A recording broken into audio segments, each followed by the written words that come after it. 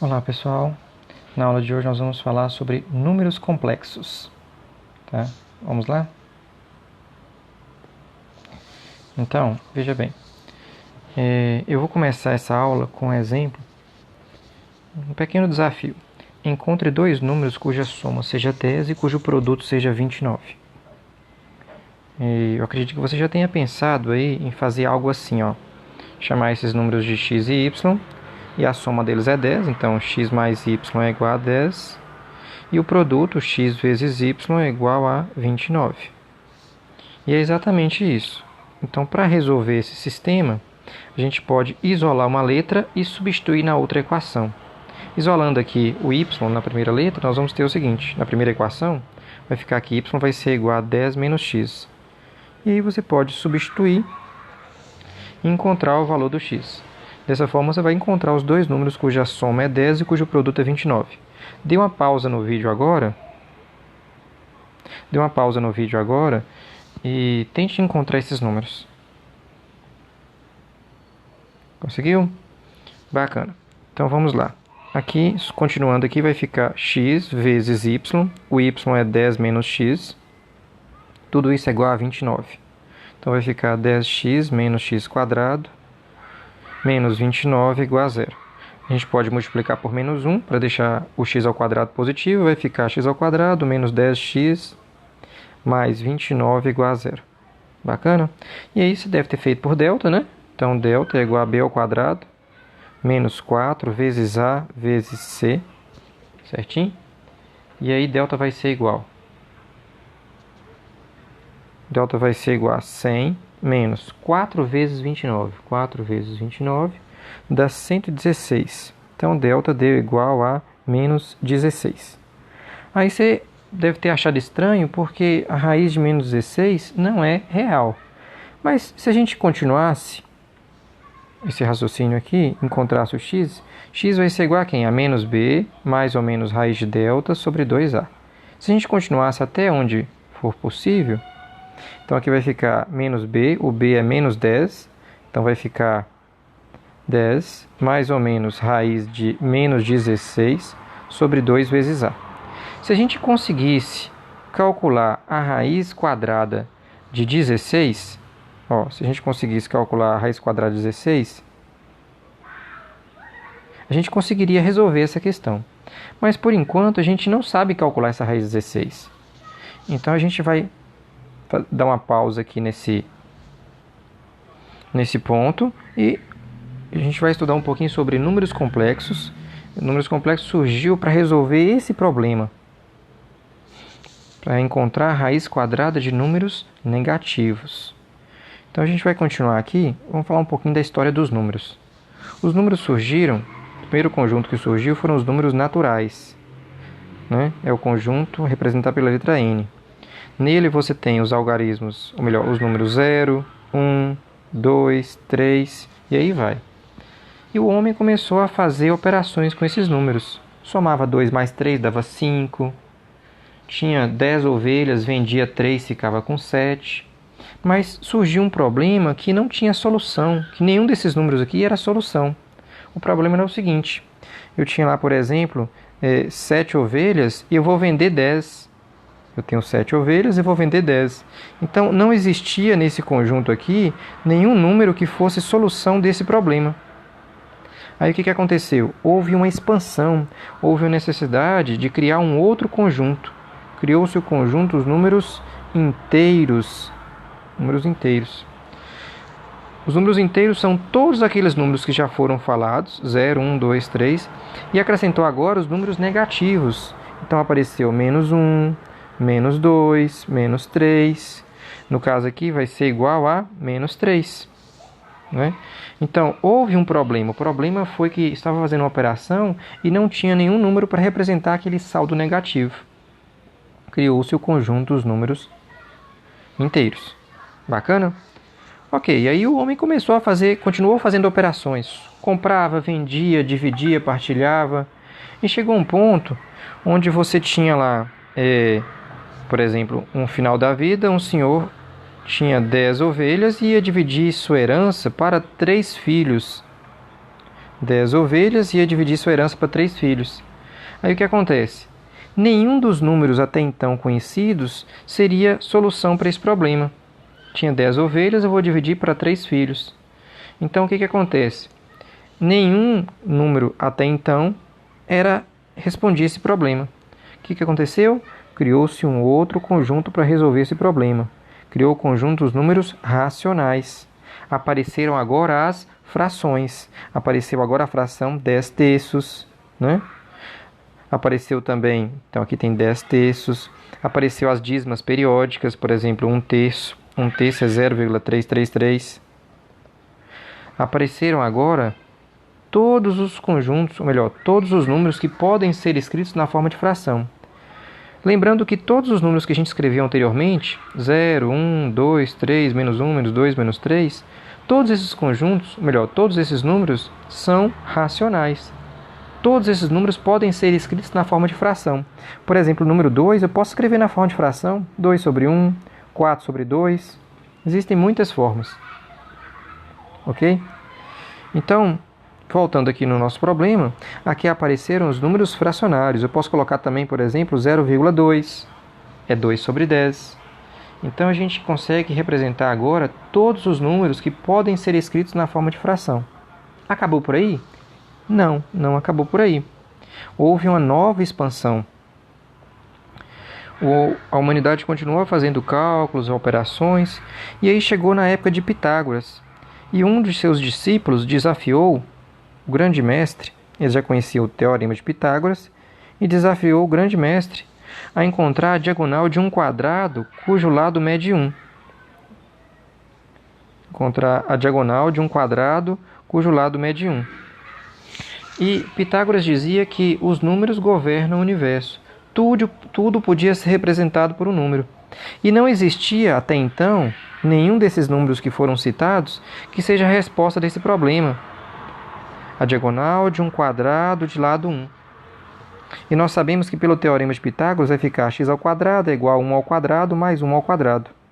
X ao quadrado vai ser igual a 2. Nenhum desses números citados anteriormente ao quadrado dá 2.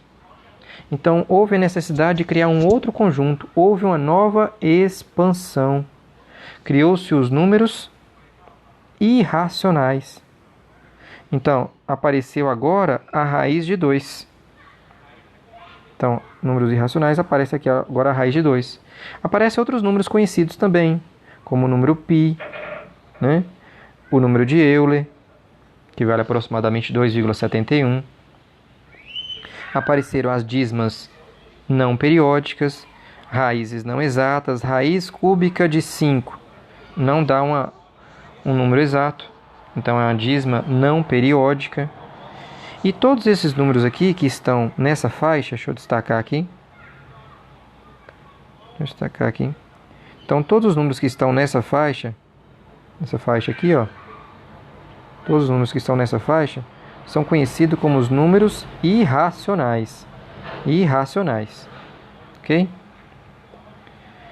Aí, o que foi feito? Para considerar todos os números conhecidos até então, chamou-se esse conjunto grandão aqui, ó, de números reais. Então, esse conjunto grandão serão os números reais.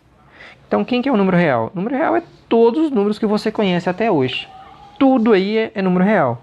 Essa parte que eu destaquei de amarelo aqui, ó, os que surgiram agora, as raízes não exatas, o π, o número de Euler, raiz de 2, todos esses números aqui são chamados de números irracionais. Tá? Números irracionais. Todos os números conhecidos até então são chamados de números reais. Mas aí surge um novo problema. Qual o problema que surge agora? Nós chegamos na raiz quadrada de menos 16 e não conseguimos encontrar. E para resolver esse problema, para encontrar a raiz de números negativos, foi criado um outro conjunto, maior ainda, que engloba todos os números que nós conhecemos. É o conjunto dos números complexos. E é ele que nós vamos estudar agora. Ok? Então vamos para a definição. Tudo começa, os números complexos, a definição.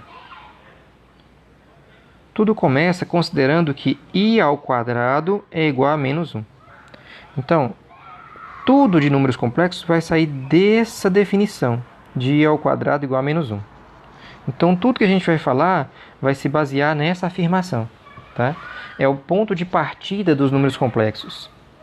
Ok?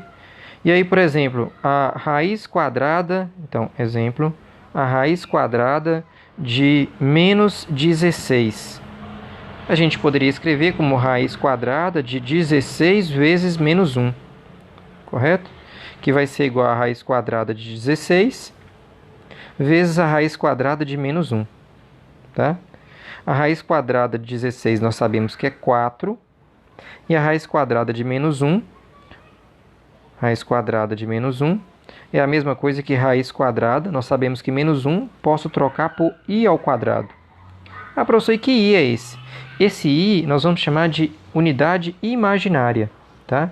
E aí vai ficar 4 vezes, aí dá para simplificar aqui, vai dar mais ou menos 4i. Então, a raiz quadrada de 16 vai ser igual a mais ou menos 4i. E aí a gente consegue resolver aquele problema inicial. O problema inicial tinha aqui raiz quadrada de menos 16. Então, a gente consegue continuar isso aqui. Então, x1 vai ser igual a 10 mais 4i sobre 2. Aí dá para dividir todos por 2, vai ficar 5 mais 2i. E o x2? x2 vai ser igual a 10 menos 4i sobre 2. Aqui vai ficar 5 menos 2i. Ok? Nós achamos o x. Se você substituir ali, você vai encontrar o y. Né? Para esse x, substituindo lá, você vai encontrar que o y vai ser igual a 5 menos 2i. Para esse x, se você substituir nessa parte aqui, ó, nessa parte, se você substituir ali, você vai encontrar que y vai ser igual a 5 mais 2i. Então, é o par. Os números procurados são... Um deles é 5 mais 2i e o outro 5 menos 2i. Se você somar, você vai ver que 5 mais 5 dá 10, mais 2i menos 2i dá 0. Então, a soma vai dar 10 e o produto, a gente vai falar daqui a pouquinho, o produto vai dar 29. Mas esses são os números 5 mais 2i e 5 menos 2i. Ok? Então, vamos continuar. Nosso próximo passo aqui agora é falar sobre as potências de i. Então, vamos analisar aqui, ó. Potências de i. Potências de i. Lembra da definição, que i ao quadrado é igual a menos 1. Então, nós vamos começar aqui falando de i elevado a zero. I elevado a zero, a gente fala que qualquer número elevado a zero é sempre igual a 1. I elevado a 1, qualquer número elevado a 1 é ele mesmo. O que muda, professor? Muda a partir de agora. I ao quadrado. O i ao quadrado, por definição, vale menos 1. Tá? E o que seria i elevado ao cubo? I elevado ao cubo, a gente poderia pensar assim, ó, deixa eu fazer aqui no rascunho. I elevado ao cubo poderia ser i ao quadrado vezes i. Né? I ao quadrado é menos 1 vezes i, isso aqui vai dar menos i. Então, aqui deu menos i. Ok? Se a gente fizesse agora i elevado à quarta potência.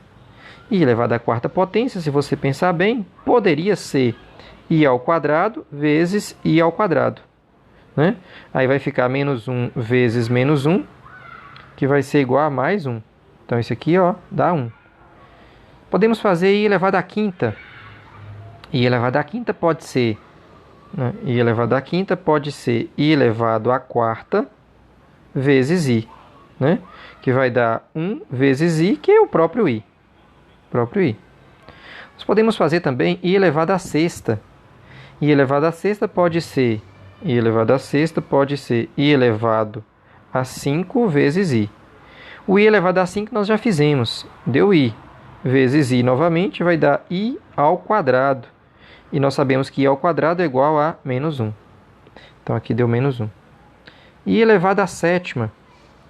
Então, não sei se vocês já perceberam uma sequência que formou aqui. Observe, aqui nós temos 1, i, menos 1, menos i. Aqui deu 1i menos 1. Quanto que você acha que vai dar o próximo aqui? Então, se a gente fizer aqui, ó, i elevado à sétima, poderia ser i elevado à sexta vezes i. O i elevado à sexta nós achamos que é menos 1. Vezes i vai dar menos i. Entendeu aí o padrão? Deu menos i. Olha o padrão. 1i menos 1 menos i. 1i menos 1 menos i. Se a gente fizer esse aqui, ó, i elevado a 8, i elevado a 9, i elevado a 10, i elevado a 11, a gente vai perceber que esse padrão se repete indefinidamente. Então aqui vai ser 1i menos 1 menos i. Certinho? Bacana. Aí, como exemplo, a gente pode pedir para você calcular i elevado a 34. A gente poderia pedir para você calcular i elevado a 34. O que você vai fazer?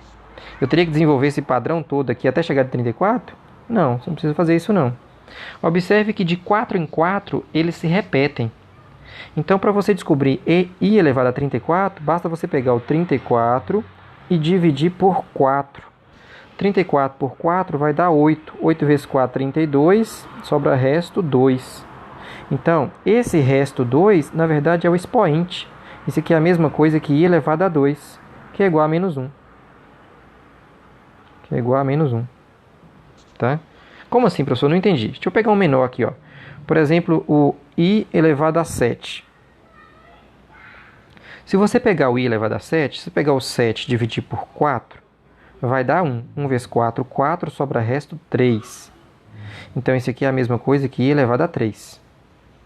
E sabemos que i elevado a 3 é igual a menos i. Então, você precisa gravar só esses 3 primeiros aqui, ó. Ou melhor, só os 4 primeiros. Só esses 4 primeiros aqui, ó. Porque todos os outros vão dar um desses 4 valores. E é muito fácil, porque qualquer número elevado a 0 é igual a 1. Qualquer número elevado a 1 é igual a ele mesmo. I ao quadrado é menos 1, foi a definição. I ao cubo poderia ser i ao quadrado, igual a gente fez aqui, ó, i ao quadrado vezes i, que vai dar menos i. Então, basta esses 4. Tá? E se aparecesse, por exemplo, i elevado a 1003. I elevado a 1003. Da mesma forma, você vai pegar 1003 e vai dividir por 4. Aí 1000 dividido por 4 dá 250. Vezes 4 dá 1000. Sobra resto 3. Então, isso aqui é a mesma coisa que i elevado a 3, que sabemos que vale menos i. Bacana? Vou fazer mais um exemplo aqui, ó. Mais um exemplo. Se eu colocasse assim, ó. Calcule i elevado a 4n mais 1. Ou melhor, i elevado a 4n. Quanto é que dá i elevado a 4n?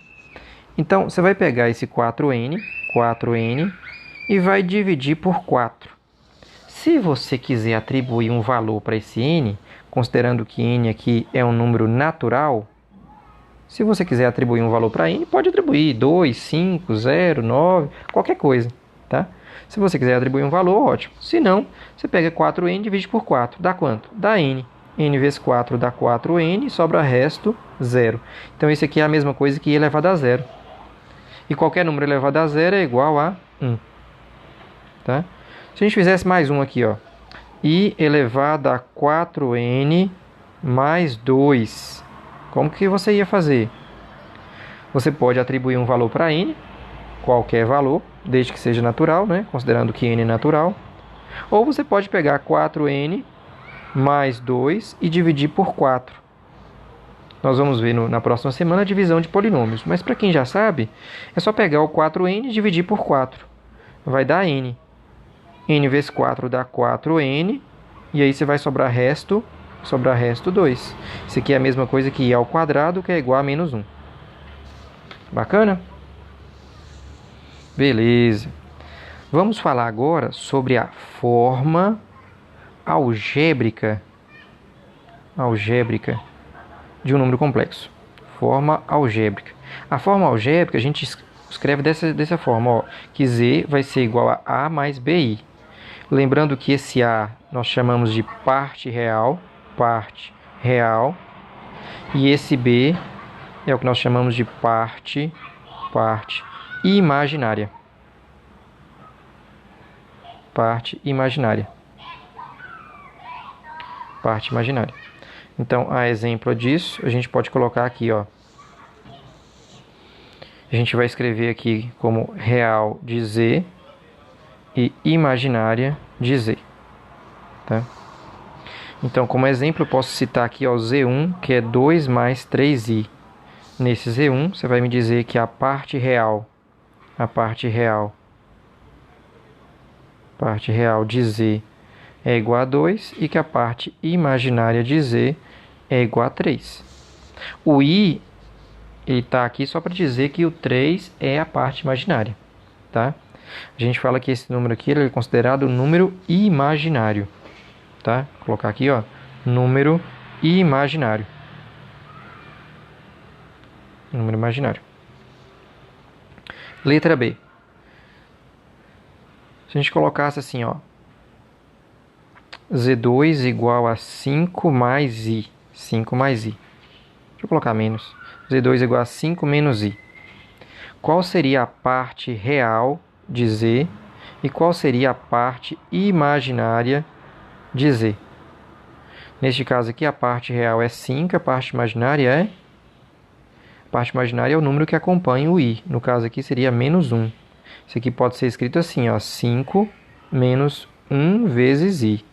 Tá? É a mesma coisa. Ok? Vamos lá.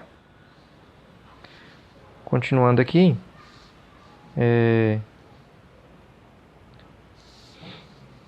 Eu vou pegar mais um exemplo. Se você quiser, você pode dar pausa no vídeo e avaliar com mais calma aí, anotar alguma observação. Se quiser mandar para mim depois pelo WhatsApp, não tem problema. Tá? Então vamos lá. Continuando aqui, eu vou fazer agora mais um exemplo, letra C. Eu vou colocar Z3 igual a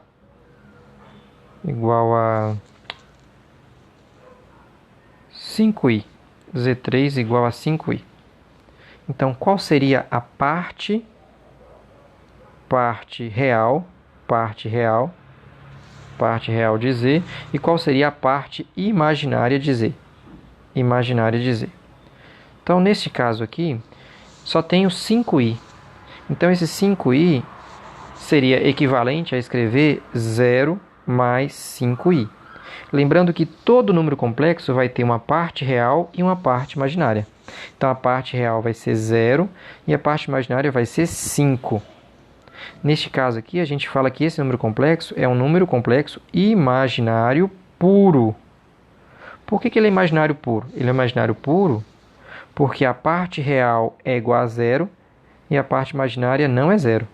Tá? Toda vez que acontecer isso, ó, que a parte real for 0 e a parte imaginária não for 0, a gente vai ter um número complexo imaginário puro. Esse anterior aqui, ele é um número imaginário. Esse aqui é puro porque só tem o i, ó, 5i, 7i, 9i. São números complexos imaginário puro. Podemos ter também esse outro exemplo aqui, ó, Z4 igual a 8. Z4 igual a 8. Aí eu pergunto, qual que é a parte real? Qual que é a parte imaginária? Qual que é a parte imaginária? Então, neste caso aqui, o número... Lembrando que todo número complexo tem uma parte real e tem uma parte imaginária. Certo? Então, neste caso aqui, a gente poderia escrever esse número complexo dessa forma. Ó. Poderia escrever aqui, ó, 8 mais 0i. Então, a parte real é 8, a parte imaginária é 0. Neste caso, a gente fala que é um número real. Quando é que ele vai ser um número real? Ele vai ser um número real quando a parte imaginária, o b, for igual a 0. Aquele b que a gente falou anteriormente ali, ó. Então, quando o b for 0, nós vamos ter um número real. Então, escrevendo aqui com mais calma, ó, considerando que z é igual a mais bi, ele vai ser um número complexo, imaginário puro, quando o a for igual a 0 e o b não for 0. Ele vai ser considerado um número real, real quando o B for zero. Quando esse B aqui for zero. Aí vai sobrar só o número real. Bacana?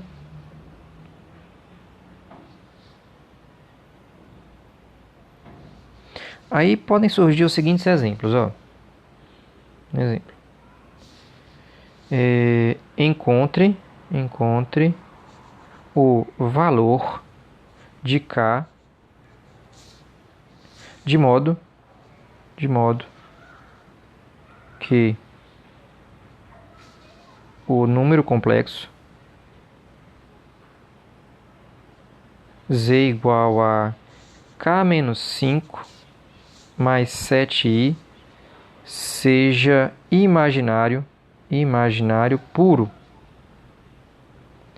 Aí nós já sabemos que o número complexo ele é imaginário puro quando a parte real for zero.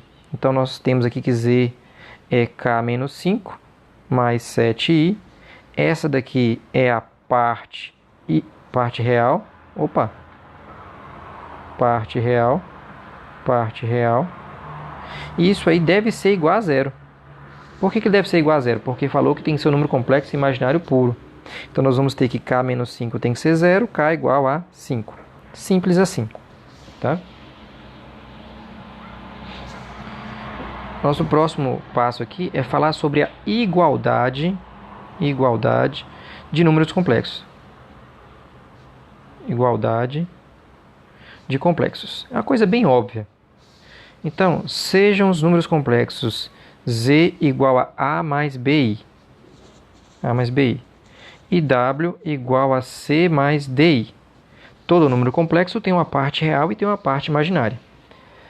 Se Z for igual a W, nós vamos ter o quê? Nós vamos ter que A mais BI vai ser igual a C mais DI. Dois números complexos serão iguais quando a parte real de um for igual à parte real do outro. Quando a parte real de um for igual à parte real do outro. Quando a parte imaginária de um for igual à parte imaginária do outro. Ou seja, podemos escrever que se eles são iguais, significa que o A tem que ser igual a C e que o B tem que ser igual a D. Tá? Dessa forma que eles serão iguais. Aí vamos ver um exemplo? Então, exemplo envolvendo a igualdade. Dados os números,